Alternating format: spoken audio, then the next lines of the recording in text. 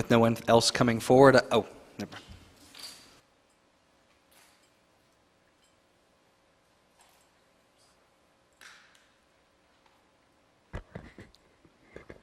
My name's Jamie Parkinson. I'm at 706 Harper Drive. There's a couple of commissioners, one's absent though, I see, but it's been a while since you've heard from me, and I just want to remind you that I'm still here and still out in the public, and I'm encountering more people like me as far as wheelchair usage or users and so forth, and I'm just learning the more importance of the implementation of this law. The Americans with Disabilities Act, the ADA, was signed into law on July 26, 1990 by President George H.W. Bush. The ADA is one of America's most comprehensive pieces of civil rights legislation that prohibits discrimination and guarantees that people with disabilities have the same opportunities as everyone else to participate in the mainstream of American life, to enjoy employment opportunities, to purchase goods and services, and to participate in state and local government opportunities, programs, and services. Modeled after the Civil Rights Act of 1964, which prohibits discrimination on the basis of race, color, religion, sex, and national origin, and Section 504 of the Rehabilitation Act of 1973, the ADA is an equal opportunity law for people with disabilities. I want to remind everyone that disability doesn't discriminate. We're all about race nowadays, and disability doesn't discriminate. Statistic-wise, it will affect everyone in this room at some point in your life, regardless if it's a family member or yourself.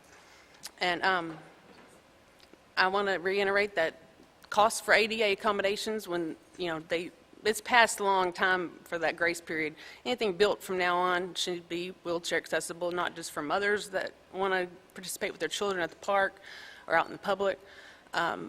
Or have access to certain restrooms and buildings, and like the library renovation or parking in your parking lot. It's not ADA compliant, and the asphalt that was dropped out there today, when was that dropped?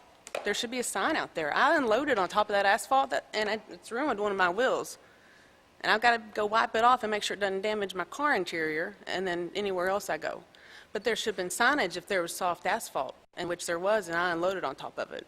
Because it's in the striped area, mind you, at the end of the ramp. And that's just happened tonight. But I just want to remind you that, like I said, disability doesn't discriminate, and I really want to be involved. I've got probably 2 years' worth of documentation that I've been offering myself. Just 22 years in this wheelchair, July 2nd, this past year.